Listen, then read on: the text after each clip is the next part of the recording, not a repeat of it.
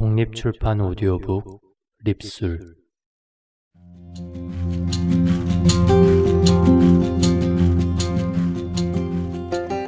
16인의 라이프 스토리. 이 오디오북은 16명이 오랜 시절 동안 가슴에 묻어둔 인생 스토리를 목소리로 담은 내용입니다. 특별히 영등포 50플러스 센터에서 이세훈 강사가 진행한 자서전 쓰기부터 오디오북까지 1인 출판이라는 6주 강좌를 듣고 오디오북 공동 출품까지 이르게 되었습니다. 비록 개개인의 짧은 내용이지만 격동기를 거쳤던 베이비 부모 시니어 세대들의 드라마와 같은 옛 이야기가 들어있으며 그 속에는 우리 이웃들의 고향의 향수와 추억과 삶이 함께 어우러져 있습니다. 이처럼 16명의 굴곡진 인생 극장을 들으시면서 여러분도 함께 아련한 추억의 긴 여행으로 떠나보시지 않으시렵니까? 다음은 목차 속에 이어 16명의 개성 있는 소감을 들어보겠습니다. 첫 번째, 그리운 내 고향 삼막동 하신의. 두 번째, 이진욱이란 이름 이진욱. 세 번째, 결혼 그리고 표창장 강종님. 네 번째, 원효로 집 이경룡. 다섯 번째, 우리 아버지 백인순. 여섯 번째, 태어난 고향 그리운 고향 형아야 항상 든든한 형아야 신현수. 일곱 번째, 딸이라서 박경애. 여덟 번째, 그리운 날의 곽백은. 아홉 번째, 나의 외가 김영화. 열 번째, 젊을 때 여행을 많이 했더니 박세호. 11번째, 천동 1번지 한정희. 12번째, 나의 어린 시절 류한이. 13번째, 나 진영란. 14번째, 어린 시절 즐겼던 우리와 아련한 추억 나기환. 15번째, 나의 어머님 전후남. 16번째, 내 기억 속 할아버지 서이덕. 감사합니다. 이세윤이었습니다.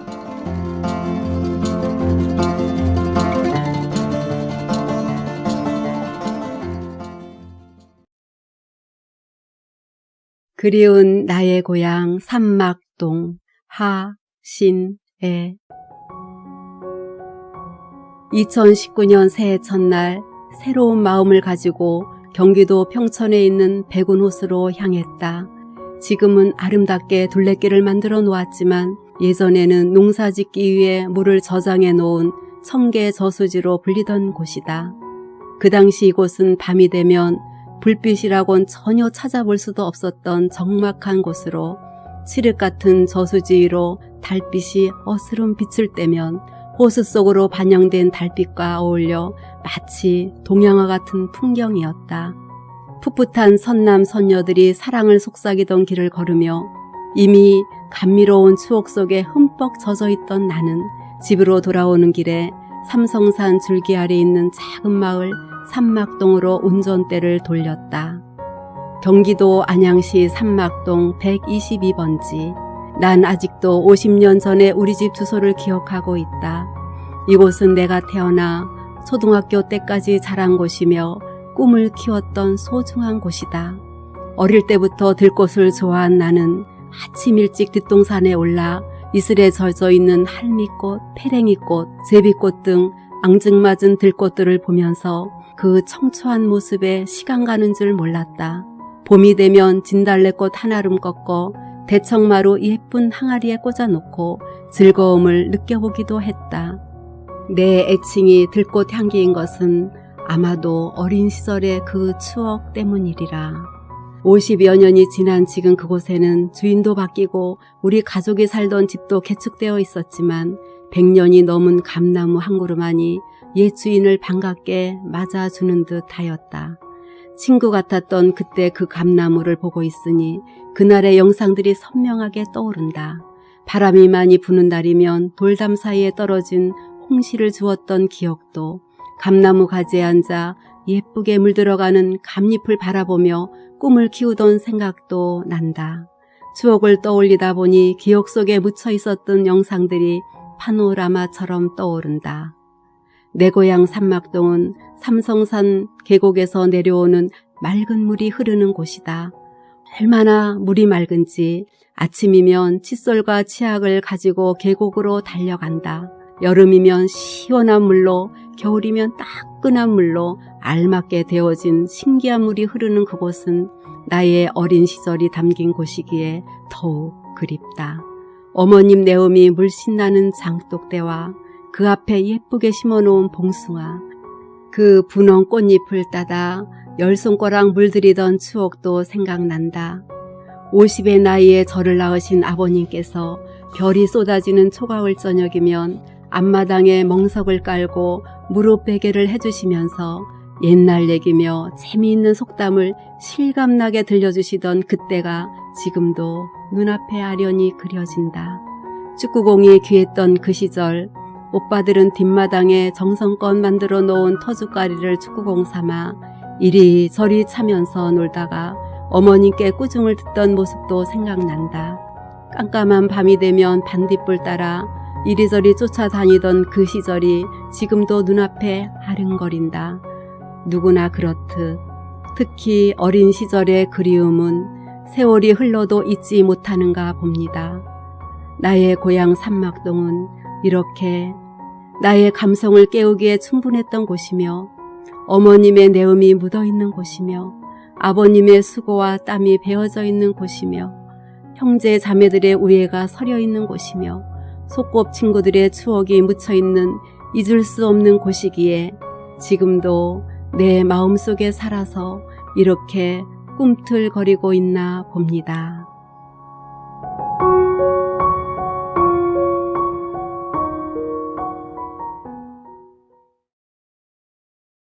이진욱이라는 이름, 이진욱.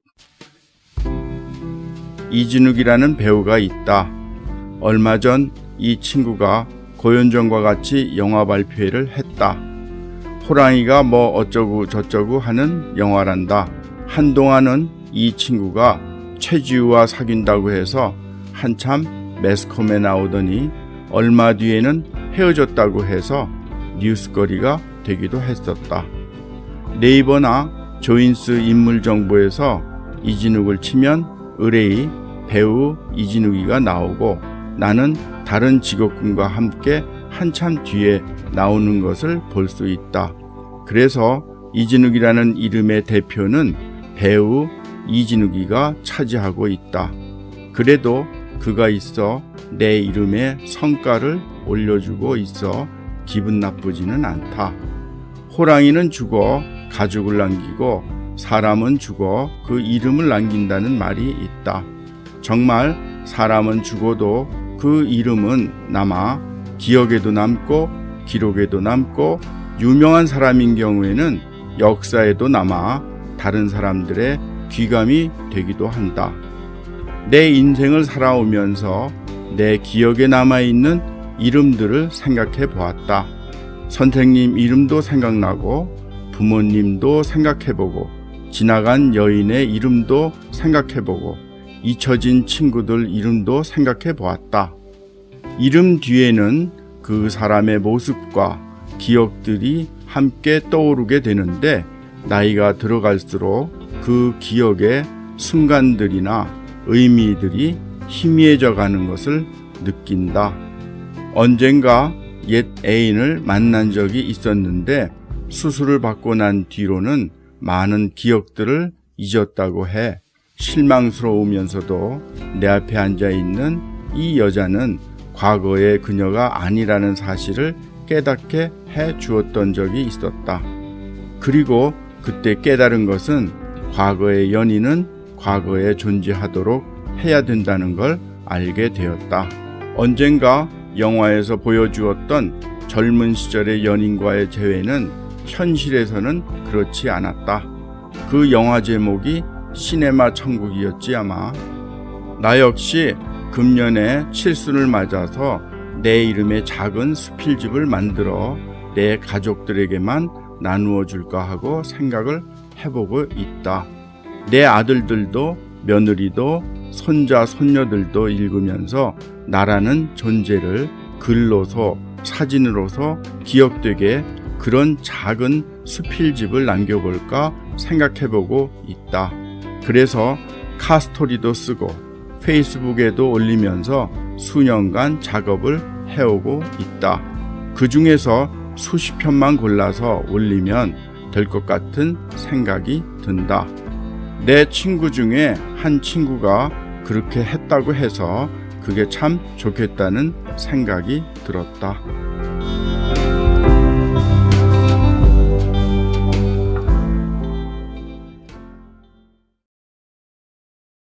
결혼 그리고 표창장 강종님 1979년은 우리 친정의 최고의 날들이었다.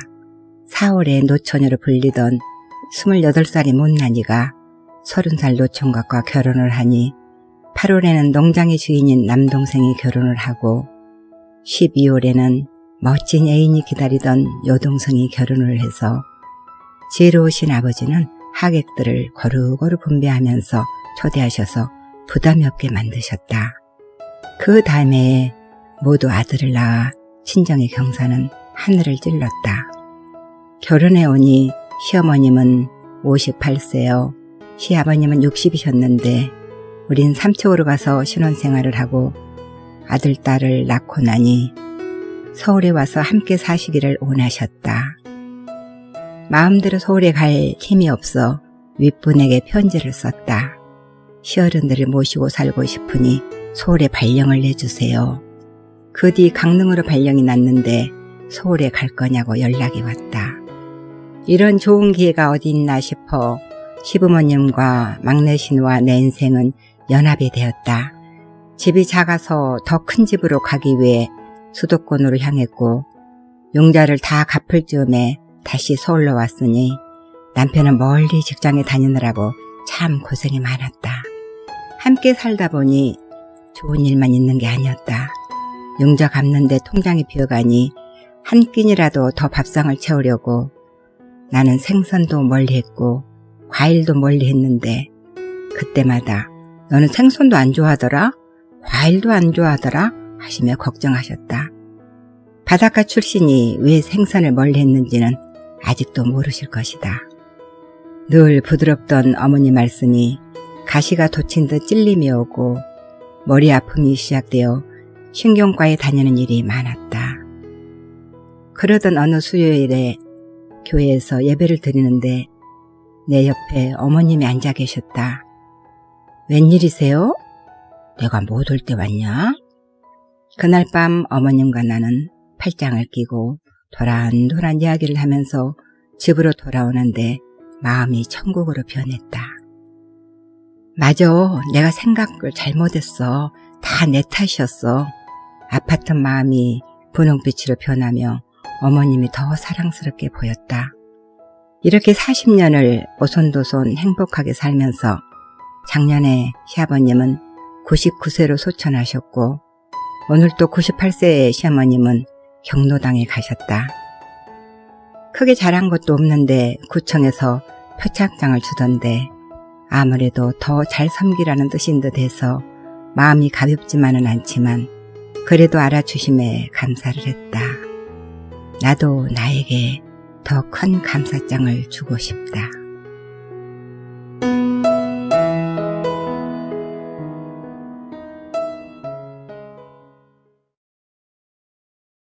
원효로집 이경용. 나는 서울 용산구 원효로 일가에서 태어났습니다. 용산에서 났다고 이름에 용용자가 붙었어요. 내가 유아 시절을 보낸 집은 차가 많이 다니는 길가에 있는 3층 집이었는데 큰 길 쪽에 출입문이 있었고 뒷마당 쪽에도 문이 있었습니다. 겉으로 보면 철근 콘크리트 구조로 보였지만 내부에는 나무가 많이 사용되었던 걸로 기억합니다. 현관을 들어서면 좁은 중앙통로 양쪽에 방이 있었고 가운데 통로를 통해서 신발을 신은 채로 뒷마당까지 갈 수 있었습니다. 그래서 양쪽을 왕래할 때에는 슬리퍼를 신고 건너거나 펄쩍 뛰어서 넘었죠. 통로 왼쪽이 안방이었는데 나는 주로 그곳에서 지냈습니다. 안방은 온돌방이었는데 앞 창문 쪽이 윗목이었고 뒤쪽이 아랫목이었습니다. 아랫목에는 늘 이불 하나가 깔려 있었고 그 아래 장판은 누워 있었습니다. 중앙 통로 바닥에는 비밀이 있었습니다. 바닥에 두터운 나무판이 있었는데 그 밑은 넓은 방공호입니다. 시위나 정변이 있을 때면 길 밖이 소란스럽고 위험해서 그곳에 들어가 한참 있어야만 했습니다. 실제로 총탄이 날아다니고 탱크가 이동하고 했으니까요. 그 안에는 가구 같은 건 전혀 없었고 전등만 있었죠. 그렇지만 함께 있어서 심심하거나 무섭지 않았습니다. 거기는 전혀 축축하지도 춥지도 않았어요. 우리는 이야기를 하고 노래를 부르며 시간을 보내다가 밖에 나왔습니다. 그럴 때 어른들은 우리 형제들이 밖을 내다보지 못하게 했어요. 물론 나가지도 못했죠. 2층으로 올라가는 나무 계단은 가팔랐습니다. 일단 올라가 보면 아주 넓은 방이 있었어요. 창문으로 밖을 내다보면 차가 다니는 게 보였죠. 3층에는 천장이 낮은 다락이 있었습니다. 그곳에 처박혀 하루 종일 안 나타나면 식구들이 찾아내는데 애를 먹었습니다. 뒷마당에는 물건들이 많았고 좁지는 않았습니다. 그래도 아이들은 거기서만 놀지 않고 자꾸만 밖에 나갔습니다. 앞문이고 뒷문이고 아이들이 열고 나가면 들어올 때는 누가 열어주어야 했죠. 앞문으로만 들어오나요? 뒷문으로도 들어오거든요. 들락날락하는 내 아이들 문 열어주는 일도 보통 일이 아니었을 겁니다. 우리가 이사 나온 후에 그 건물은 공장으로도 쓰이고 창고로도 쓰였습니다. 지은 지 70년이 넘었지만 지금까지도 헐리지 않고 잘 버티고 있습니다.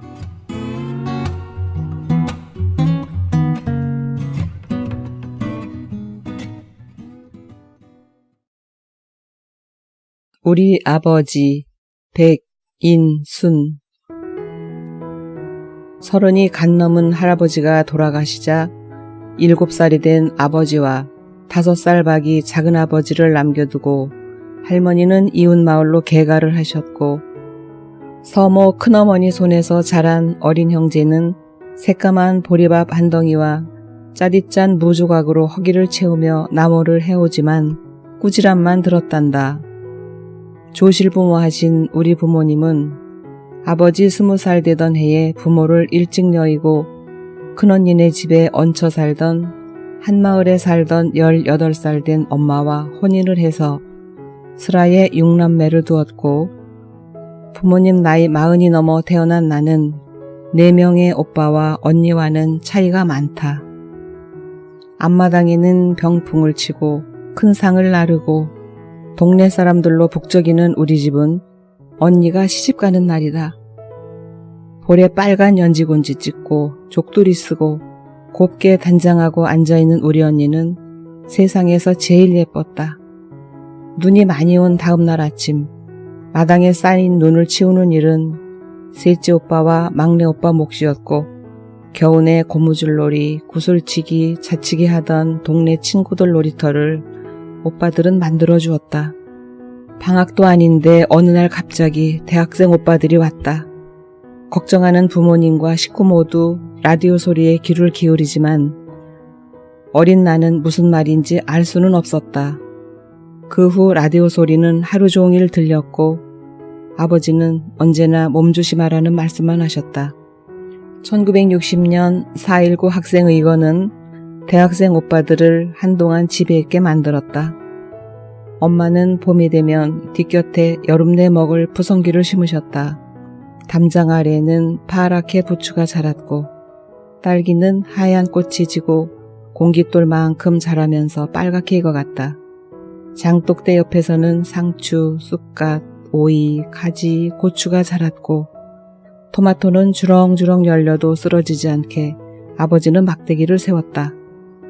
닭들은 어떻게 알았는지 정말 귀신같이 익은 토마토만 골라서 콕콕 쪼아 구멍을 냈는데 닭들도 토마토를 좋아한다는 걸 그때 알았다. 담 밑에 심은 호박은 호박덩굴이 바지랑떼를 타고 담장으로 올라가게 만들었다.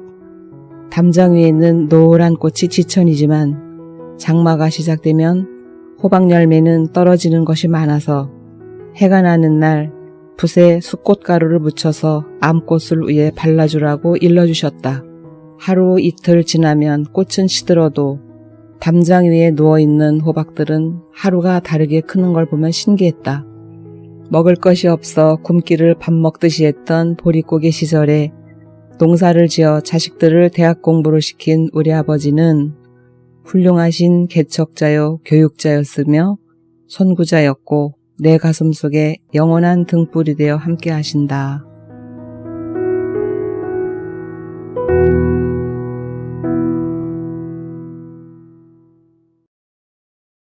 태어난 고향, 그리운 고향, 형아야, 항상 든든한 형아야. 저는 서울 도남동에서 1959년 1월에 태어났습니다. 제 이름은 신연수입니다. 삼남 일녀 중 막내로 태어나 집에서는 귀여움을 한껏 받고 자란 것 같습니다. 바로 위에 형은 나보다 4살이 많았고 그 위에 형은 수영을 하다 물에 빠져 돌아가셨다고 들었습니다. 그래서 그런 이유로 인해 그런지 더욱이 어렸을 적에는 물가에 가본 적이 없습니다. 그리고 바로 위 형은 힘이 장사라서 초등학교 때에도 중학생 형들이 골목을 잘 지나다니지를 못했습니다. 형이 워낙 개구장이라 골목을 지나갈 때는 꼭 심술을 부렸는데 그래도 동생인 나는 많이 귀여워해 주셨습니다. 그래서 그런지 동네에서는 저를 조금이라도 건드리기라도 하면 난리가 나곤 합니다. 형이 가만히 있지를 않기 때문에 저를 아는 또래나 형들은 둘째 형의 동생인 저를 함부로 대하지를 못했습니다. 그 덕분에 저는 어디를 가나 형의 그늘에서 보호를 한껏 받았습니다. 또 한편으로는 뽐내기도 한 것 같았습니다. 지금까지도 마음 한편에는 형은 나에게는 지지자이자 항상 든든한 기둥이라는 마음이 드는 이유이기도 합니다. 누나는 저보다 17살이 많았는데 집안의 일과 엄마 역할을 하곤 했습니다. 엄마가 서울역에서 문구점과 장난감, 인쇄 도장 등 여러 가지 장사를 하셔서 저녁 무렵에나 집에 오시는데 낮 동안에는 누나가 모든 걸 다 해결해주는 해결사 노릇을 하였습니다. 아버지는 목재상 사업을 하셨는데 한 달에 한두 번 집에 오시곤 합니다. 가끔은 트럭에다가 목재를 싣고 집으로 오시면은 동네에 있는 친구들과 형들이 트럭에서 나무를 내려 우리 집 지하실로 운반을 해주고 마당에 둘러앉아 엄마가 해주는 수박 화채를 먹으면서 텔레비를 보던 기억이 생생합니다. 제가 태어난 도남동 동네는 89번 버스 종점이 있고 신흥사로 올라가는 입구 바로 옆에 있었는데 한 번도 뵌 적은 없지만 구봉서 선생님이 바로 제 윗집에 사셨고 이웃 동네에는 전원주 선생님과 배우 안성기 씨가 살고 있었습니다. 누나가 전원주 선생님 1년 후배라고 들었는데 가끔 돈 심부름을 보낼 때면 전원주 선생님 댁인지는 모르는데 그 동네로 나를 보내곤 했습니다. 나를 보내고는 뒤에서 누나가 따라오면서 잘 전달하는지 살펴보곤 합니다. 그러나 나는 모른 채 하고 오로지 심부름을 잘해서 칭찬을 받아야지 하는 마음으로 열심히 전달을 하고 집에 오게 됩니다.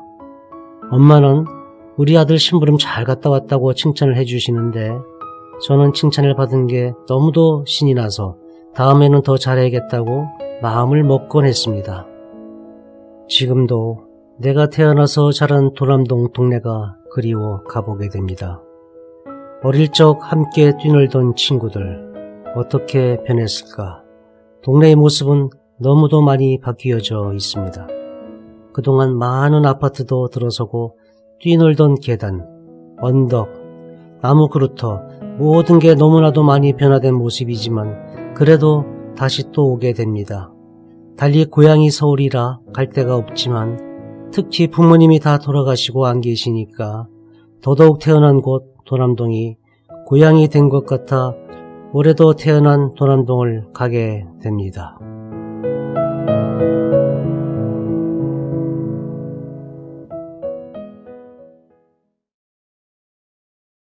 딸이라서 박경애. 추운 겨울 신생아 황달로 고생하던 아기가 죽은 줄 알고 날이 새면 묻으려고 방 잇목에 두었는데 새벽에 응애 하고 깨어났단다. 탯줄도 치지 않았는데 지나가던 스님이 이 집에 딸이 태어났지요 묻고 이름을 경애로 지어주었다고 한다. 아버지는 서울경 사랑애로 출생신고를 하셨다. 내 이름에 불만을 표현할 때마다 애국자가 되라는 뜻이라고 엄마가 해석해 주셨다. 하지만 여자아이에게 남자 이름을 붙이면 사내 아이를 낳는다는 미신 때문에 남자아들이 많이 사용하는 서울경을 썼을 것으로 나는 생각해왔다. 셋째도 딸을 낳고 넷째를 임신했을 때 엄마의 불안감은 극에 달했다. 내가 5살이 되던 여름에 만삭인 엄마가 딸들이 좋아하는 팥밥을 지으셨다. 엄마의 눈물이 팥밥에 맺혀 석양에 반사되었다. 또 딸을 낳으면 죽어버리고 집에 돌아오지 않겠다던 엄마의 최후 선물이었음을 남동생을 낳은 후에야 털어놓았다. 어린 남동생은 밀양 박씨 종갓집 대를 이을 왕자였고 딸들은 무술이었다. 아들이 자라 손녀 하나만을 두자 엄마는 박씨 대가 끊겼다고 한탄하셨다. 심지어 외가인 전주희씨 효령대군 자손 번성까지 염려하셨다. 엄마의 아들에 대한 집착과 내가 아들이었으면 하는 한숨은 나의 정체성의 갈등만 키웠다. 초등학교 4학년 때 온 가족이 서울로 이사를 했다. 중학생인 언니의 전학이 어려워 언니를 위해 나도 전주에 같이 남겨졌다. 5학년 여름방학이 되어 서울에 가기 전 작은 집에 인사하러 갔다. 나와 언니가 새벽 기차를 타기 위해 상가에서 택시를 기다리고 있었다. 작은 아버지와 작은 엄마는 우리가 택시 타는 것을 보기 위해 함께 있었다. 그때 갑자기 트럭이 상가를 습격하여 작은 엄마는 현장에서 세상을 떠나셨고 작은 아버지는 많이 다치셨다. 길가에 서 있어 가장 위험했던 나는 무사했다. 상가 안에 있었던 언니도 무사했다. 악몽의 그 순간 이후 4명의 작은 집 동생과 아픈 작은 아버지까지 돌보면서 애어른이 되어버렸다. 보험도 없었고 모아놓은 돈도 없었던 아버지가 작은 집까지 껴안으면서 우리는 경제적으로도 어려워졌다. 나 때문에 작은 집이 불행해졌다는 심리적 고통도 감내야 하였다. 오늘이 내 인생의 마지막일 수도 있다는 강박관념으로 하루하루를 지냈다. 개신교 교회에서 헤맸었고 업보, 윤회, 해탈 등의 개념에서도 허우적거렸다. 자율체면으로 고통을 잊으려고 했으나 고통이 은총임을 성당에서 깨닫게 되었다.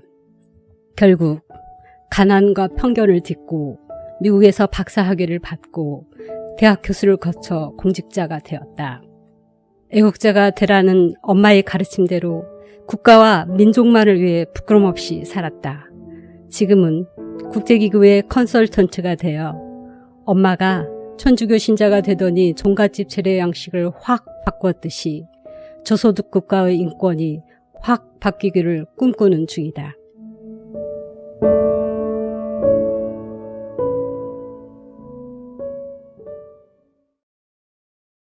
그리운 날에 곽백은.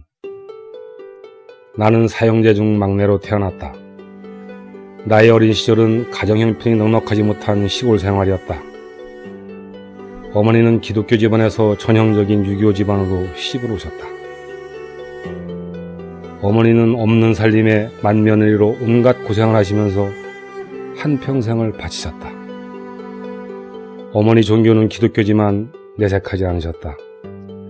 매년 설과 추석 명절에 그리고 제사 때 제사 음식을 손수 만드셨다. 제사 음식을 만들기 위해 등잔불 밑에서 밤을 지새우는 어머니의 모습이 기억에 생생하다. 어머니의 간절한 바람이었을까? 어머니 생전에 우리 집안은 유교 집안에서 기독교 집안으로 변화가 되었다. 나는 직업군인 생활을 하느라 집안의 애경사에 참석을 못하는 경우가 종종 있었다. 그러던 어느 날 둘째 형님으로부터 한 통의 전화를 받았다. 어머니는 아침 식사를 하시고 방에서 아주 편안하게 눈을 감으셨다고. 나는 갑자기 닥친 일이라 당황스럽고 눈앞이 깜깜해졌다. 그때가 2007년 11월 29일 오전 10시쯤이었다. 유품을 정리하면서 어머니는 자식들이 드린 용돈을 쓰지 않고 호주머니 여기저기에 넣어둔 것을 발견했다. 그 돈을 다 모아서 평소에 어머니가 다니시던 교회에서 예배를 드리고 헌금을 했다. 어머니는 생전에 특별한 지병도 없으셨다. 나는 직업군인 생활에 바쁘다는 이유로 어머니를 자주 찾아뵙지 못했다. 늘 죄송스럽고 불효자인 셈이다. 매년 어머니 기일에 형제와 친척들이 산소에 모여 추도 예배를 드린다. 기일 때마다 둘째 형님이 추모시를 써오셔서 낭송하신다. 시 한 구절 한 구절을 낭송하실 때마다 숙연해지고 어머니에 대한 그리움으로 눈시울이 붉혀지곤 한다. 둘째 형님이 지으신 물동이라는 추모시를 읽으면서 어머니에 대한 그리움과 사랑을 느껴본다. 물동이 곽종근. 뒷동산 오솔길 따라 지프로 만든 또아리에 물동이 머리에 이시고 하루에도 어머니가 수십 번 오고 가시던 오솔길. 어린 자식 등에 업고 우물에서 물을 길어다 가족들 생명수를 안채부어 가마솥에 가득 채우시고 사랑부엌 소중물 가득 채우시며 등에 업은 자식의 물 떨어질까 발걸음도 조심조심 걸으신 어머니. 겨울이면 물동이에 손발이 꽁꽁 얼어 다 터진 어머니의 손. 어머니 사랑합니다.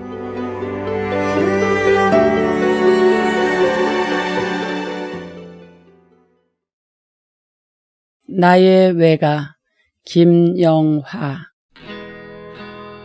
나의 외가는 충청북도 제천시 한수면 북놀이 충주댐에 스물대서 갈 수 없는 곳이다. 이제는 기억의 너머로 가물가물하다. 방학만 되면 외가를 의례적으로 가는 나의 제2의 고향과도 같았다. 충주에서 시외버스를 타고 신당에서 내려 1시간가량 걸어가야 한다. 외가는 디귿집으로 되어 있고 큰 대문까지 하면 미음집이다. 앞마당이 있고 사랑채에 딸린 바깥마당에는 정자가 있다. 안채의 크고 넓은 마루는 할머니 얼굴에 깊게 팬 주름과 같이 고립하여 사이사이 끼어있는 오물들을 꼬챙이로 파내었다.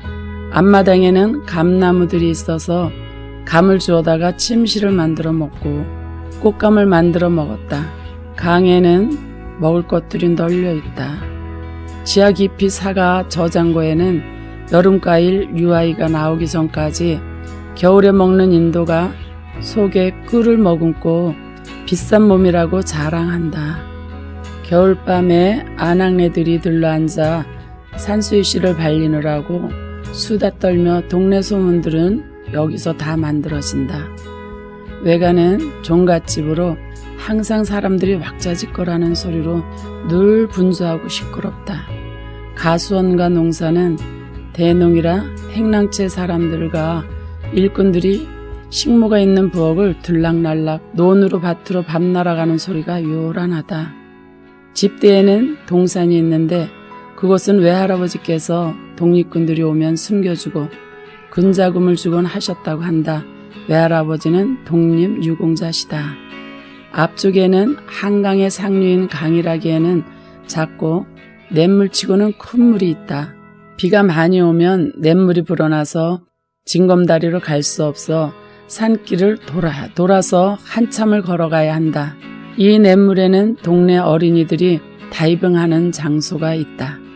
이곳이 쓰레받기라는 바위인데 이 바위 밑에는 수심이 깊어서 수영하지 못하면 나올 수가 없는 곳이다. 나도 따라 다이빙하다가 나오지 못하고 허우적거리고 있는 것을 보고 나를 끌어내 주었다. 겁 없이 따라하다가 죽을 뻔하고 나서는 쓰레받기 옆에도 가지 않았다. 가수원은 집하고 30분 정도 되는 거리다. 사과나무 밑에는 풀을 뽑아도 금방 자란다. 풀 뽑으라는 외할머니 성화에 못 이겨 풀 뽑는 척하며 놀 기회만 찾는다. 지금도 외할머니 목소리가 귓전에서 맴돈다. 가수원을 지키는 가족들이 거주하기 때문에 우리는 잠을 자러 내려와야 했다. 비가 오면 아랫집으로 걸음아 나살려 라고 달리기 시작한다. 들판을 걸어올 때는 천둥 번개가 치면 벼락을 맞을까봐 겁에 질려 혼비백산한다. 나보다 8살 많은 외사촌 언니는 천둥 번개 치면 가던 길을 멈추고 바닥에 쪼그리고 앉는다. 나는 영문도 모르고 그 옆에 서 있었다. 훗날 알고 보니 천둥 번개 칠 때 앉는 것은 벼락 맞지 않기 위해서 앉았다고 한다. 들판에는 나무도 없고 밭과 논밖에 없다. 제일 큰 것은 언니밖에 없었다. 나는 언니보다 훨씬 작았으니 나보다 더 작기 위해 앉았던 것 같다. 지금 생각하니 헛웃음이 나온다.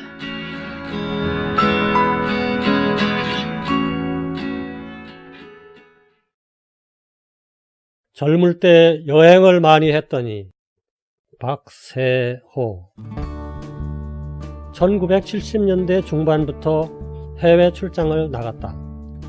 처음에는 국적기 항공사 직원으로 나갔고 다음 단계로는 무역회사 세일즈맨으로 외국의 상가와 빌딩에 숨어있는 새 거래처들을 찾아내느라 힘을 모았고 세 번째 단계로는 잡지사 여행 담당 기자로 유적지와 리조트 단지 등 기기묘묘한 것을 두루 방문하였다.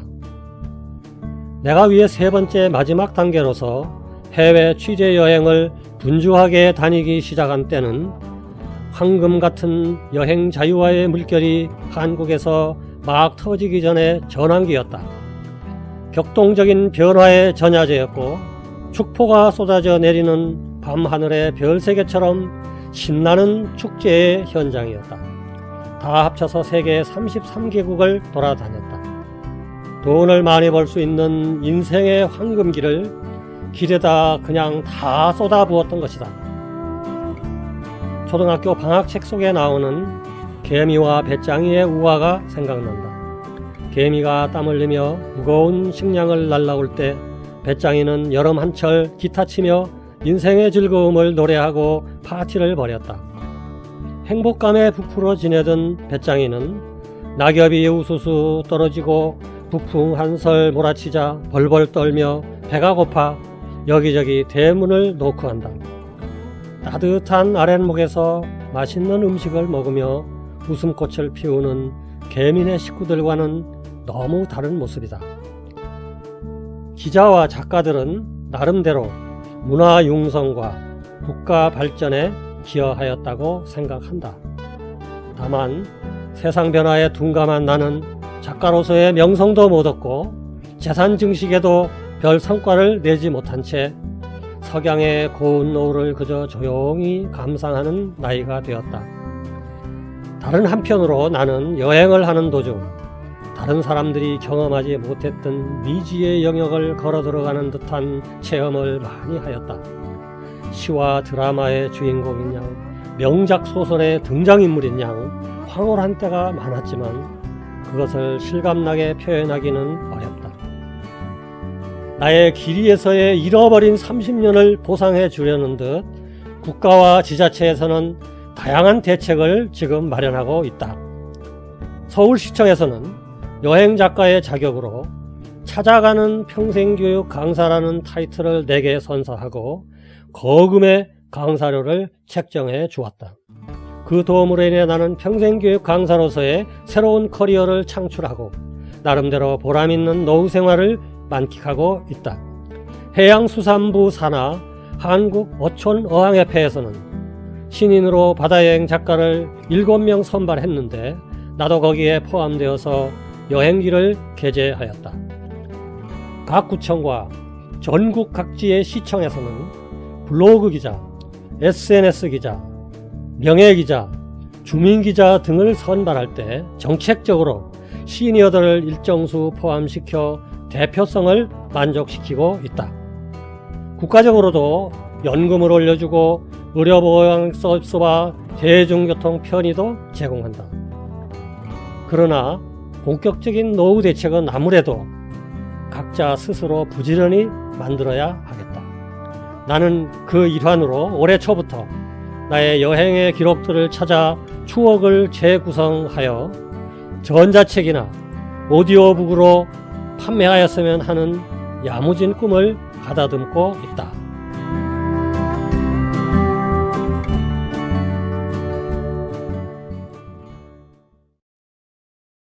천동 1번지 한정희. 나는 이따금 과거로 향한다. 1969년 봄. 나는 또래 친구들의 부모님보다 훨씬 늙은 아버지와 엄마에게서 태어났다. 엄마는 결혼 후 군에 입대한 남편의 갑작스런 죽음으로 23세에 과부가 되셨다. 돌 지난 딸 하나를 두었을 때였다. 시어머니를 모시며 시동생들의 뒷바라지를 하며 살아가신 엄마. 딸아이가 7살이 된 해에 시동생이 장가를 들었다. 엄마는 한 지붕 안에 새로운 며느리가 생기자 눈치가 보이셨다. 그즈음 엄마의 친정 형부가 노름방을 들락거렸다. 그곳에서 오가며 알게 된 사람이 나의 아버지다. 아버지는 첫 부인과 사이가 안 좋으셨다. 두 분 사이엔 딸만 둘이다. 일찌감치 애정없는 결혼 생활을 피해 술과 노름판을 드나들던 때였다. 그 시절 시골 사람들은 아들이 없으면 후처라도 들여 마땅히 낳아야 한다고 생각했다. 그렇게 41세의 아버지는 28세의 둘째 아내와 대전에서 살림을 차리셨다. 그곳은 기차가 야트막한 뒷산을 휘돌아 나오며 내달리던 경부선 찻길 옆이었다. 변두리 동네 1번지, 길게 늘어선 철로를 따라 가난한 아이들이 북적거리던 곳. 그곳에서 쌀집이라는 이유로 우리 집은 부잣집이라 불렸다. 우리 집은 손님 위에 시주를 바라는 떠돌이 스님, 아이들로부터 놀림당하던 정신이 나간 젊은 여자, 쇠갈고리가 끼어진 손목을 위협적으로 내밀던 상위 군인들이 들렀다. 그럴 때마다 부모님은 쌀을 퍼서 건네셨다. 나의 동네는 불우했다. 아이를 잃고 슬픔에 빠진 친구의 엄마, 돼지를 먹이려고 신내나는 음식 쓰레기통을 싣고 수레를 끌던 목시 아저씨. 목시 아저씨 딸은 나랑 같은 반이다. 그녀는 간질에 걸려 수업 시간에 몸을 비틀며 거품을 물고 쓰러지곤 했다. 틈만 나면 기찻길 입구에는 제삿밥이 놓였다. 그 시절 대전 시내로 나가려면 먼 길을 돌아서 걸어야 했다. 가난한 사람들은 위험하지만 빠른 길을 택했다. 엉성하게 설치된 철조망을 걷어내고 경고 표지판을 외면하며 건넜다. 사는 게 치열했던 사람들이 자기 목숨은 비껴가리라 믿었던 모양이다. 달리던 기차가 무언가에 부딪히면 기관사는 기차를 멈췄다. 순식간에 동네 아이들과 어른들이 몰려들었다. 기관사가 상태를 확인하고 거적을 덮어두면 열차는 다시 출발했다. 부모님은 철로에 가지 말라고 경고하셨다. 멀리 덮여있던 시체는 나에게 공포심을 불러일으켰다. 그러나 해가 갈수록 나는 대수롭지 않게 느꼈다. 가난한 삶에 고달팠던 그 시절, 어쨌거나 나와 친구들은 어른들과 다른 세상을 살았다. 우리는 녹슨 목과 동전을 철로 레일 위에 올려놓고 철조망을 빠져나와 기차가 오길 기다렸다. 빠르게 달리던 기차가 사라지면 잽싸게 철로 안으로 뛰어들어갔다. 납작해져 햇빛에 빛나던 동종과 못을 우리는 뿌듯하게 내려다봤다. 여전히 하늘은 파랬고 긴 철로를 따라 석양이 질 때면 붉게 물든 하늘이 아름다웠다. 나는 아직도 기억이 생생하다. TV 속 드라마의 극적인 순간에 기막힌 타이밍으로 지나가던 열차. 그럴 때마다 지직거리는 흑백 TV를 퉁명스럽게 내리쳤던 나. 기차가 지나갈 때마다 느끼는 땅의 흔들림. 그리고 아버지는 그토록 바라시던 아들을 딸 셋에 이어 51세에서야 얻으셨다. 고향을 떠난 지 25년이 흘렀다. 애잔한 슬픔을 가진 나의 고향. 나는 그 시절이 가끔 그립다.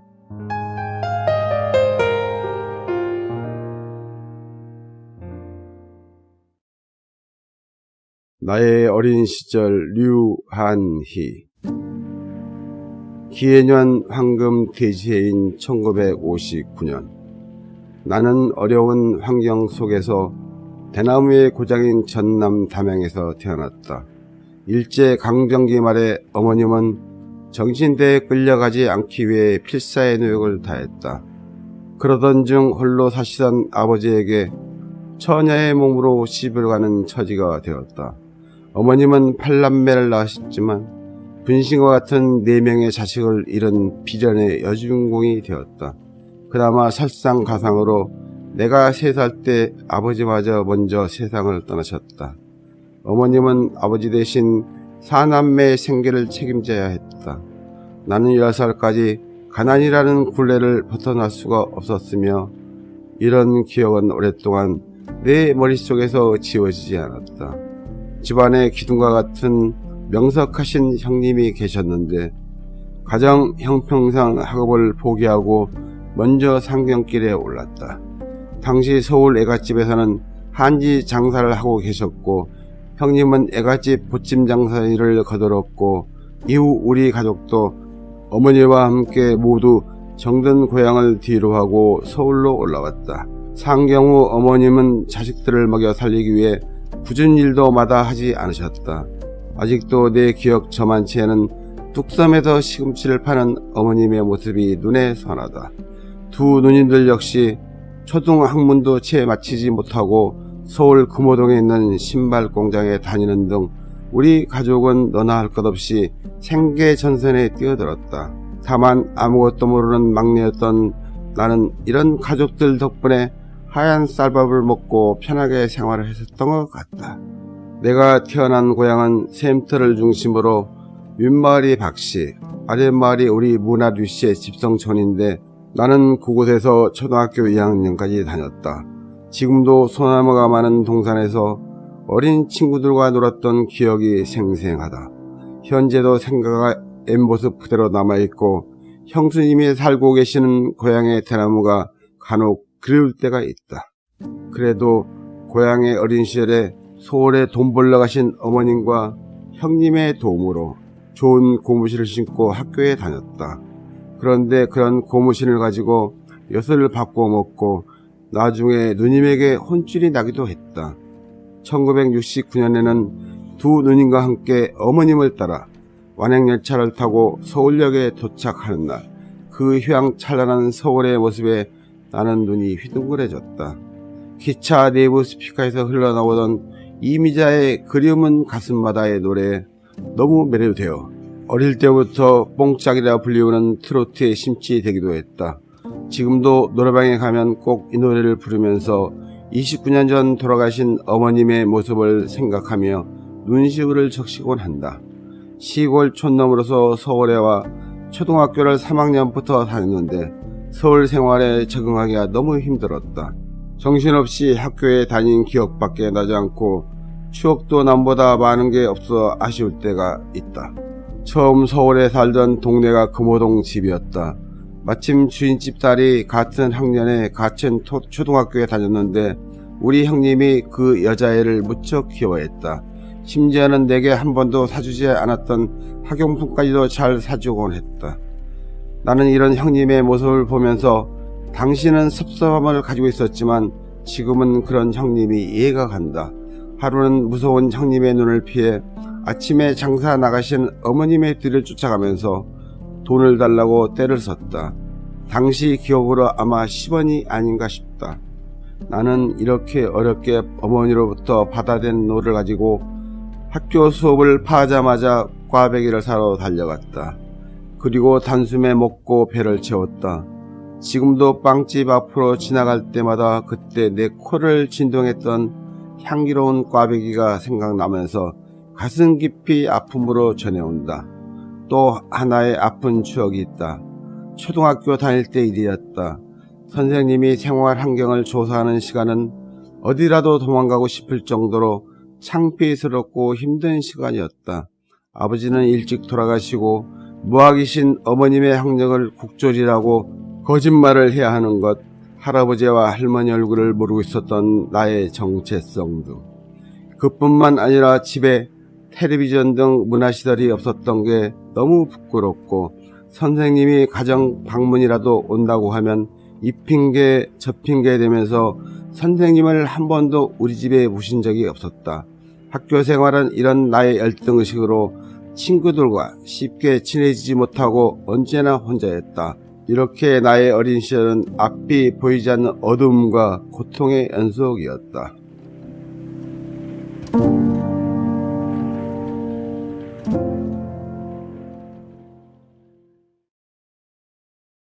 나 진영란 찔레꽃 붉게 피는 남쪽 나라 내 고향.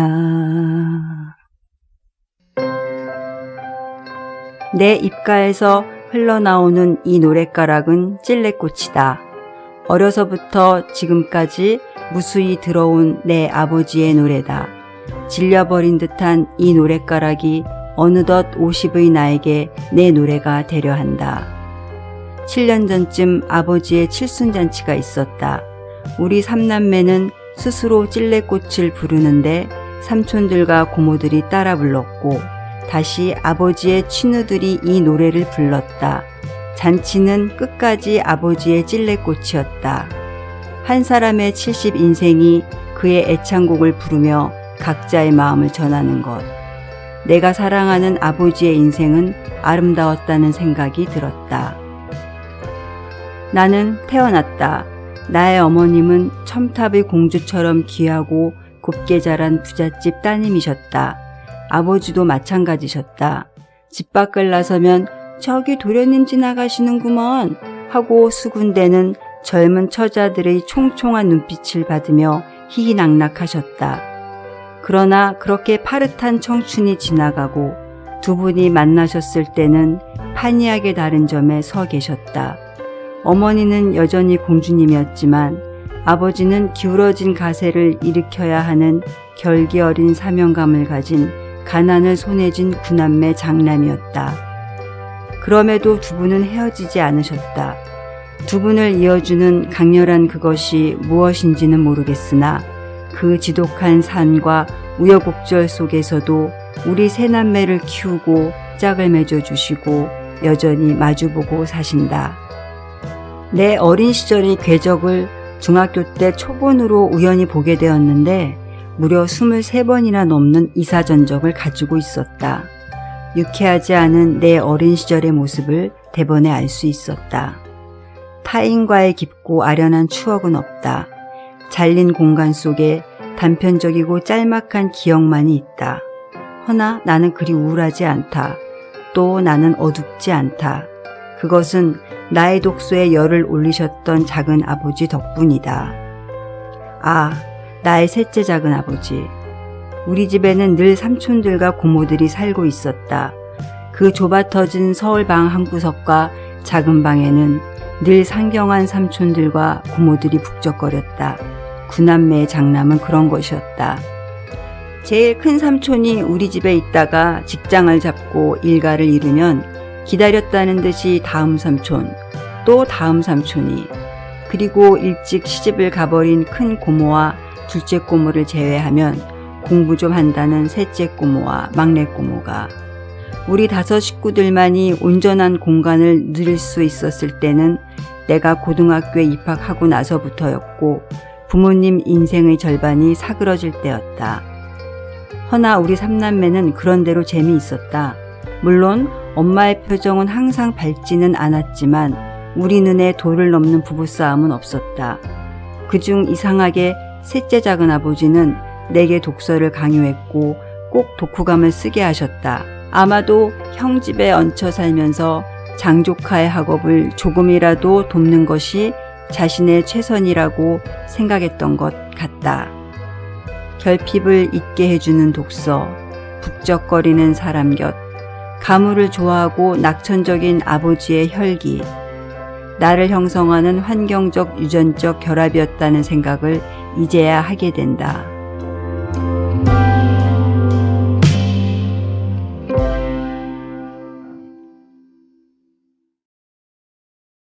어린 시절 즐겼던 놀이와 아련한 추억. 나기환. 나의 어린 시절에는 요사이 아이들처럼 변변한 장난감이라고는 없었다. 특별한 장난감이 없어서인지 국민학교 입학하기 전에는 딱히 어떤 놀이를 했다는 기억이 없다.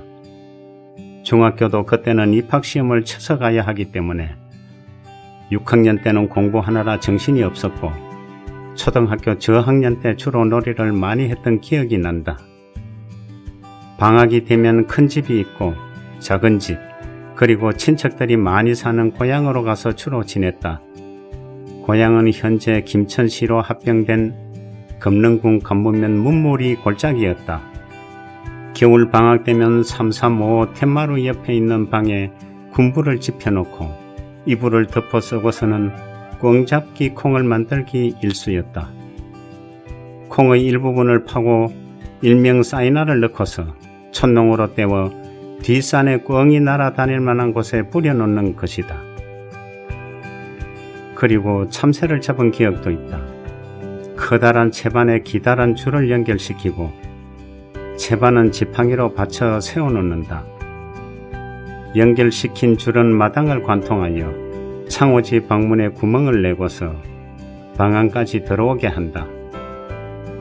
방문 중간에는 유리 조각을 방문 격자에 붙여 바깥 세상을 볼 수 있게 되어 있다. 세워진 채반 앞에는 도정하지 않은 나락을 뿌려놓으면 참새들이 와서 쪼아먹기 마련이다. 이때 방문 안쪽에서 유리구멍을 통해 망을 보다가 손으로 잡고 있던 줄을 당기면 채반을 받치고 있던 지팡이가 넘어지고 새들이 채반에 갇히게 된다. 그때의 희열은 이루 말할 수가 없었다. 낮에는 자치기 하는 날이 많았다. 우리 동네에서는 자치기를 맞대이라고 불렀다. 추수가 끝난 황량한 농 가운데서 주로 하였기 때문에 공격수가 되어 자를 3번까지 치면 제법 멀리까지 날아가게 된다. 상대편에서는 멀리 날아간 자를 주워오자면 여간 힘든 게 아니었다. 또 겨울밤에는 동네 아이들이 각자 집에서 한 움큼의 쌀을 가지고 모여서 오돈밥을 해먹곤 하였다. 반찬은 부엌 뒤편의 장독되어 있는 김장김치가 전부였는데 손으로 찢어서 흰 쌀 바꿔 먹으면 그렇게 맛있을 수가 없었다. 방학 때 시골에서는 주로 이렇게 보냈지만 살고 있었던 김천에서는 그나마 토해지이기 때문에 환경이 조금 달랐다. 주로 골목놀이를 하거나 조금 더 넓은 공간을 활용하는 것이었다. 구슬치기, 담아따먹기라도 하였는데 구슬을 담벼락에 굴려서 멀리 가는 아이가 상대방의 구슬을 맞추어 한 뼘 이상 굴러가면 따먹는다. 그리고 땅에 몇 개의 구멍을 옴팍하게 파놓고 구슬로 그 구멍을 통과해야 하는 들공놀이, 또 주먹에 쥔 구슬을 홀짝으로 맞추는 게임도 기억에 많이 남는다. 집에 구슬이 많으면 그렇게 마음이 뿌듯할 수가 없었다. 딱지놀이도 했다. 우리는 떼기 따먹기라고 했다. 종이로 직접 만든 딱지도 있었지만 파토장보다 조금 작게 인쇄하여 파는 게 있었다. 주로 군대 계급이 붙여져 있어 그 딱지를 두 군데 엎어놓고 상대편이 계급 높은 쪽을 맞추는 게임이다. 100장의 딱지를 놓아 맞추면 그만큼을 가져가고 아니면 잃게 되는 게임이다. 어머니의 입장에서는 열심히 공부해서 인류 중학교를 가야 하는데 걱정이 되어서 소중하게 보관하고 있던 딱지를 아궁이에 모조리 태운 적도 많았다. 지금은 어머니의 깊은 마음에 눈시울이 뜨겁다.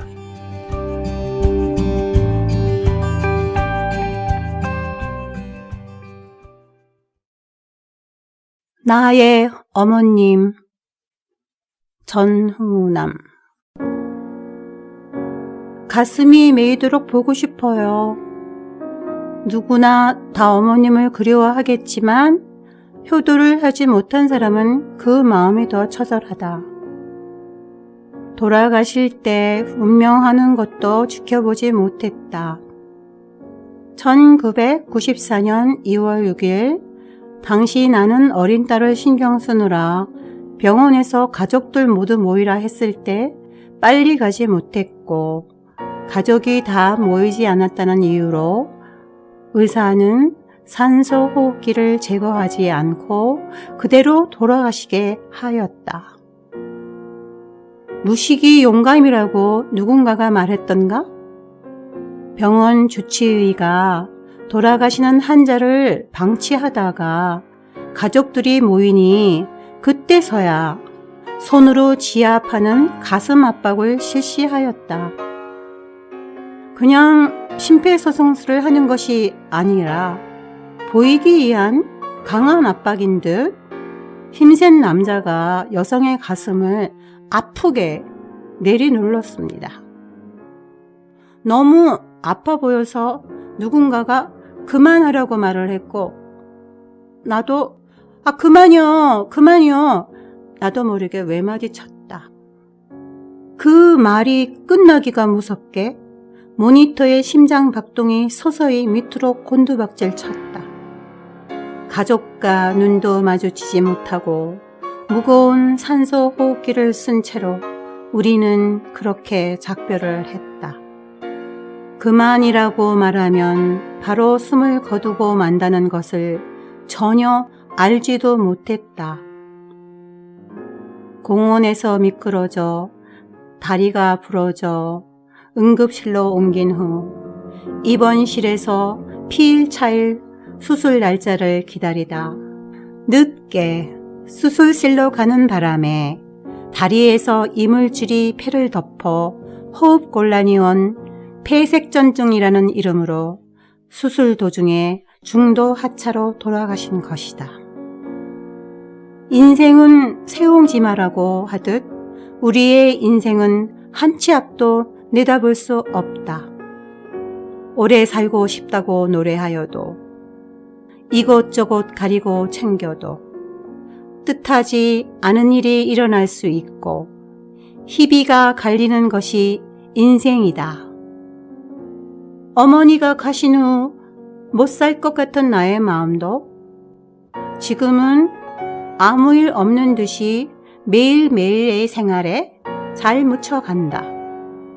뚜렷하게 매일 지향 기도를 하는 것도 아니고 연민의 마음을 안고 더 이상 잠 못 이루는 일도 없다.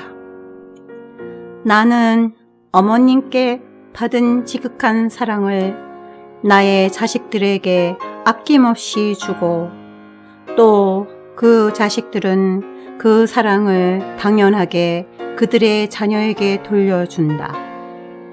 새삼 몰랐던가?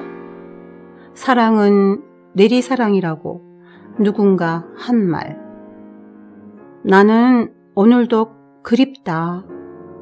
그리워서 당신의 뒷모습이 비슷한 사람과 부딪히면 나의 머리는 상상 속에서 옛 추억으로 빠져든다. 짝사랑이라 하더라도 나는 당신을 영원토록 사랑하고 싶다. 결점이 많고 두드러지지 못한 저를 언제나 변함없이 성원하고 사랑해 주셨던 당신이기에.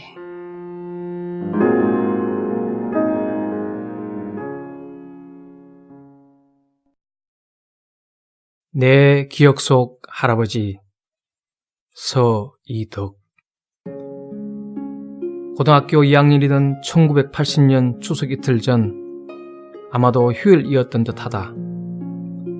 그날도 아침밥 먹고 여느 휴일처럼 동네 선후배들과 야구 시합을 하러 갔다. 어릴 적 나는 야구를 곧잘 했다.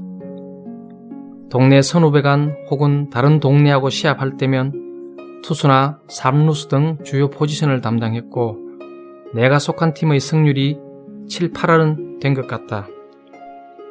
그날도 경기가 무르익을 무렵 친척 동생 뻘인 동네 후배가 헐레벌떡 달려왔다. 형, 빨리 집에 가봐. 할배가 돌아가셨대. 이 무슨 소린가? 아침에 나올 때 멀쩡하셨는데. 내 곁에 있는 누군가의 죽음을 내 기억에서는 그날 처음 경험했다. 그날 아침 식사 후 할아버지는 어머니께 말씀하셨단다. 야야, 오늘은 큰방에서 좀 눕고 싶다. 그렇게 어머니 아버지 쓰시던 큰방에서 이불을 깔고 누워 2시간 주무시다가 조용히 돌아가셨다. 40년 전 96세로 그렇게 돌아가셨다. 어린 시절 나는 할아버지와 사랑채에서 같은 방을 썼다. 하얗고 긴 콧수염, 턱수염의 할아버지는 젊었을 적 전형적인 농군의 모습이었으리라 그 당시도 짐작할 수 있었다. 실제로 경북 경산에서 태어나셔서 젊은 시절 달성군 월배면 현재의 대구시 달속으로 삶의 터전을 옮기셔서 농사를 지어 오늘날의 우리 일가를 이루셨다. 할아버지는 술은 않으셨고 담배는 많이 하셨다. 곰방대에 끼워서 피시기도 하셨고 낫담배도 피우셨다. 할아버지 연세가 그즈음 면 소재지에서 아마도 랭킹 몇 위 안에 들었던 것 같다. 명절 때면 주변 어르신들이 모두 인사로 우리 집에 왔다. 손에는 대부분 담배 한 보루 내지는 몇 값씩은 들고 오셨다. 명절이 지나면 할아버지 방은 거의 담뱃집만큼의 담배가 쌓이곤 했고, 나는 그중 한두 갑을 그 시절 잘 나간다던 형들에게 슬쩍 집어주기도 했던 기억이 있다. 할아버지는 식성도 좋으셨다. 동네 어르신들 제삿날도 다 기억하셨다. 누구네 제사가 있는 날이면 12시가 넘은 그 밤중에도 제사밥을 드시고 주무셨다. 그 옛날 당시엔 그랬다. 자정무렵에 제사를 지내도 옆집에서 우리 할아버지께 제사밥을 갖다 드렸다. 그리고 그 다음 날엔 동네 아주머니들이 모여서 같이 오손도손 얘기하며 음식을 나누어 먹곤 했다. 오늘날엔 볼 수 없는 풍경이다. 이렇듯 우리 집은 할아버지 손님, 농협조합장을 하셨던 아버지 손님들로 항상 붐볐고, 그 때문에 우리 어머니는 설 명절에도 손님 맞이하느라 친정에도 못 가시고 정월 보름이 되었어야 가시곤 했다. 평생 고생만 하셨다. 지금도 고향엔 작년에 돌아가신 아버지 연세보다 1살 더 된 90년 된 횟집이 그대로 있다. 나에게도 우리 아들들에게도 고향 횟집에서 뛰어놀던 아름다운 추억이 가슴 한쪽에 자리하고 있다. 50년 전 내가 아주 어릴 적 추억의 사진 속 긴 수염에 갓을 쓴 할아버지 모습이 더욱 그리워진다.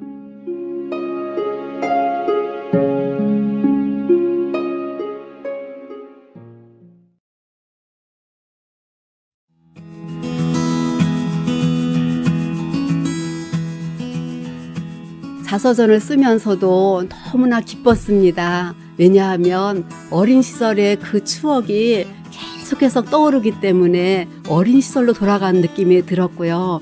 또 특이한 것은 자서전뿐만 아니라 오디오북을 만드는 것에 참 매력을 느꼈습니다. 왜냐하면 정말로 이 오디오북은 많은 사람들에게 도움을 줄 수 있는 그 책이기 때문에 정말 이제 제 2의 인생은 날개를 달고 많은 사람들을 위해서 더 봉사할 수 있는 기회가 생겼음에 너무도 감사합니다.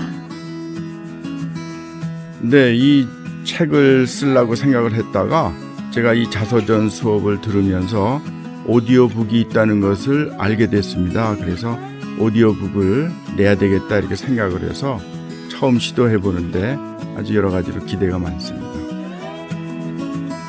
네, 저는 옛날부터 자서전에 굉장히 쓰고 싶었거든요. 그런데 기회가 없었어요. 그래서 이번에 이 발표가 났을 때 제가 일본으로 신청을 해가지고 왔는데 너무너무 좋아요. 그리고 옛날 모든 기억들을 다 꺼내가지고 쓸 수 있다는 게 너무 기뻐요.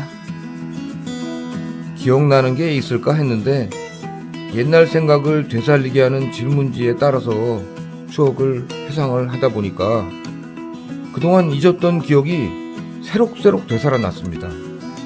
그건 새로운 경험이었습니다. 녹음도 해보고 재밌었습니다.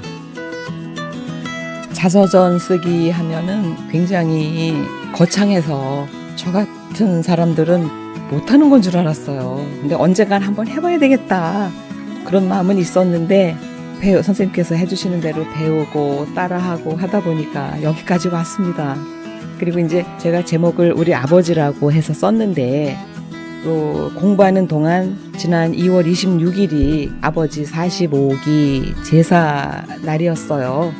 그래서 더 아버지에 대한 기억이 더 또렷해졌고 이렇게 아버지의 그 옛날 어렸을 때 듣던 그런 말들이 이제 아버지 위에 할아버지가 너무 일찍 돌아가셔서 그런 어렸을 때 들었던 얘기를 내가 이렇게 얘기책을 지으면 한 지게도 넘을 거다. 이제 그런 말씀을 하셨기 때문에 아버지 기일을 지내면서 더 이렇게 그리운 마음에 아버지를 잘 제가 쓰게 되었습니다. 예, 너무 감격스럽습니다. 이제 지나온 삶을 돌아다보는 그런 기회도 좋은 기회가 되었지만 또 한번 이렇게 오디오북이 뭔지 또 이런 자서전 이런 걸 처음 접하면서 저에게는 무한한 또 행복이고요. 좋은 그런 살아가면서 경험이 된 것 같습니다. 앞으로도 이런 기회를 해서 한번 열심히 한번 정진해 볼까 하는 마음이 새로 생겼습니다. 감사합니다. 네, 글쓰기를 배우러 왔다가 오디오북까지 제작하게 되어서 당황스럽고 부끄럽습니다. 60년 인생을 A4 용지 한 장에 정리하는 것이 쉽지는 않았지만 그 과정을 통해서 과거의 아픔이 힐링이 되고 미래를 내다보는 기회가 되었습니다. 여러 가지가 있는데 제가 어머니를 이제 자주 찾아뵙지 못하고 군생활 하느라 이번 글을 쓰면서 참 어머니 생각을 많이 했습니다. 그러니까 돌아가신 지 꽤 오래됐는데 그동안 잊었는데 이 글을 쓰고 이거 녹음하면서 새삼스럽게 어머니에 대한 생각이 많이 났습니다. 처음에는 참여하지 않으려고 그냥 수강만 하려고 했었는데 어떻게 하다 보니까 그냥 강사님의 그 흐름에 그냥 따라 들어가게 됐어요. 그래서 엉겹결에 시작을 하고 엉겹결에 해가지고 지금은 그냥 멍하기만 해요. 그런데 하고 보니까 너무 잘한 것 같고 나도 할 수 있구나 하는 그 마음이 아주 나를 다짐하게 되어졌어요. 네, 처음에는 자신이 없어서 도저히 용기가 안 났고 또 하나는 내 신상 이야기를 이렇게 해서 어떨까 하는 그런 주저함도 있었는데 워낙 우리 강사 선생님께서 좋은 말씀을 많이 해주시고 격려해 주셔가지고 하였더니 너무나 보람이 있고 이거 정말 앞으로의 여러 가지 일에 아주 도움이 많이 되겠구나 그런 생각을 해서 다른 분들에게도 많이 권하고 싶은 생각입니다. 이것이 지금 초창기로 제가 알고 있는데 우리 강사님과 또 우리 음향 팀장님께서 여러 가지 최신 시설로 도와주시고 해가지고 이렇게 큰 좋은 성과를 내게 된 데 대해서 너무나 감사하고, 또 우리 함께한 우리 동료들, 수강생 여러분들께서 공동 제작으로 함께 해주셨기 때문에 이런 좋은 결과를 내지 않았나, 여러 모든 선생님들께 다시 한번 감사의 말씀을 드립니다. 처음에 자서전 강의를 듣는다고 했을 때 좀 너무 내가 과연 쓸 수 있을까 하면서, 자서전이라는 건 나는 좀 너무 먼 거리에 있는 게 아닐까 생각했는데, 막상 수업을 들어보니까 그냥 우리같이 평범한 사람도 나의 이야기를 이렇게 적어낼 수도 있구나, 그런 걸 새삼스럽게 깨달았고요. 또 이 오디오북이라는 걸 처음 하니까 진짜 쉽지만은 않구나. 근데 좀 많이 배운 것도 많고, 이런 좋은 기회에 참여된 게 너무 기쁘고요. 앞으로도 많은 관심을 가지면 좀 더 좋은 내용으로도 또 낼 수도 있겠구나 하는 생각도 듭니다. 네, 너무 좋았습니다. 오늘 이런 자리를 만들어주신 영등포 50플러스 센터에게 고맙다는 말씀을 드립니다. 또한 오디오북 출판 기념회를 갖게 우리들을 물심양면으로 도와주신 열정적인 이세윤 강사님께도 감사의 말씀 올립니다. 자서전은 유명인만 쓰는 것으로 알았는데, 이렇게 우리가 자서전도 써보고 오디오북까지 제작하여 기념식을 갖게 되어 너무 기쁩니다.